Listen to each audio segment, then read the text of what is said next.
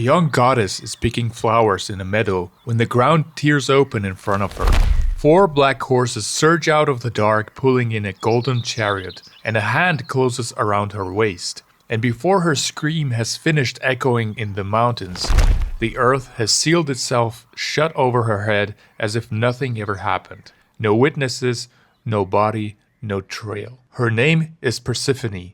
Her mother is about to spend 9 days searching the entire world for her, not knowing that someone watched it happen.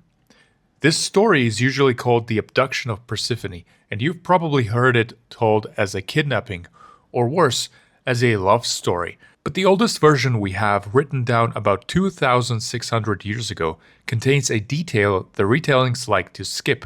This was an inside job, approved at the highest level. And before it was over, the most powerful beings in the universe would be begging one grieving mother to stop. Far beneath that meadow lives Hades, the god of the dead and king of the underworld. He is one of the three brothers who divided up the universe. Zeus took the sky and the throne of the gods. Poseidon took the sea, and Hades drew the world below, where every mortal soul eventually arrives. His kingdom makes him richer than any being alive, because every vein of gold and silver in the ground belongs to him. It also makes him completely alone. Nothing grows down there, nothing laughs down there. And because of this, at some point, he decides that he wants a wife. The one he wants is Persephone, the young goddess of spring, the daughter of Demeter, the goddess of the harvest, whose power makes every field on earth bear grain.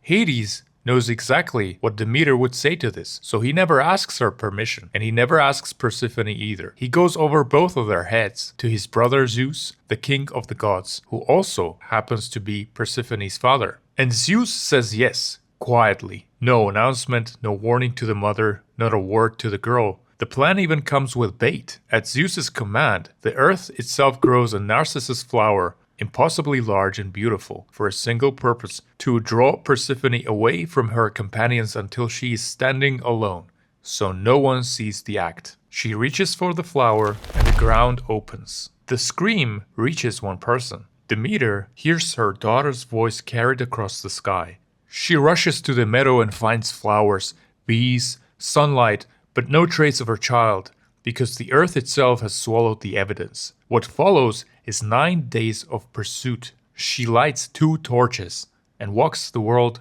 without eating, without drinking, without washing, asking every god, every mortal, every passing bird if they have seen her daughter. But nobody has the answer.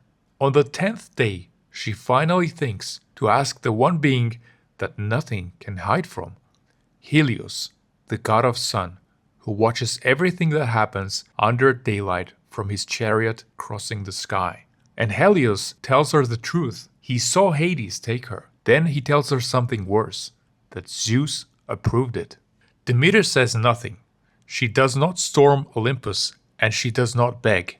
She turns her back on the gods entirely, disguises herself as an old mortal woman, and disappears among the humans. Somewhere inside that grief, a decision takes shape. If the gods took her daughter, then the world is about to find out exactly what a harvest goddess is for. Demeter locks the earth. Seeds stop sprouting. Fields that were plowed and sown produce nothing but dust. Oxen drag plows through the dead soil for nothing, and the grain that feeds the entire ancient world simply does not come. One ruined season becomes a famine, and the famine begins to empty the earth of people. The Olympian gods start panicking, but not because humans are starving. They panic because starving humans cannot sacrifice. The smoke of the offerings, the festivals, the prayers, the temples full of worshippers, all of it is going silent. And the gods are watching the one thing they cannot live without dry up, which is being worshipped. So Zeus gives in. He sends the gods to Demeter one after another, carrying gifts, honors, and apologies, and she refuses every single one of them with the same answer: bring back my daughter, or the earth stays barren until there is no one left to pray to you. The king of the gods runs out of options. He sends Hermes, the messenger god, one of the only Olympians free to walk in and out of the land of the dead, down into the underworld with an order for his brother Hades to let her go. Surprisingly, Hades says yes, almost too easily.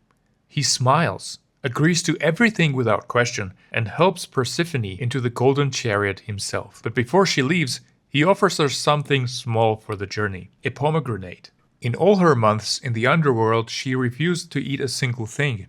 And now, on her way out the door, she takes 6 seeds. It seemed like nothing, but it is everything, because there is a rule in the underworld older than the gods themselves. Anyone who eats the food of the dead belongs to the dead. 6 pomegranate seeds, and Persephone is bound to Hades' kingdom forever. Did she know? The oldest sources say he slipped them to her by trickery. Later ones are not so sure. Some hint that after all those months in the dark, the young queen may have eaten them with her eyes open. The Greeks never settled that question, and we won't either. What's left is a negotiation, and the result is a compromise written into the planet itself. 6 seeds, 6 months. For half of the year, Persephone rises to her mother, and Demeter lets the whole world bloom. For the other half, she descends to her husband, and the goddess of the harvest lets everything die. So let's look at the meadow one more time, the place where the ground opened. The flowers grow back here every spring, when the mother gets her daughter back in her arms. And every winter, when the girl goes back down to the underworld, the cold settles over the world. That's how the seasons work.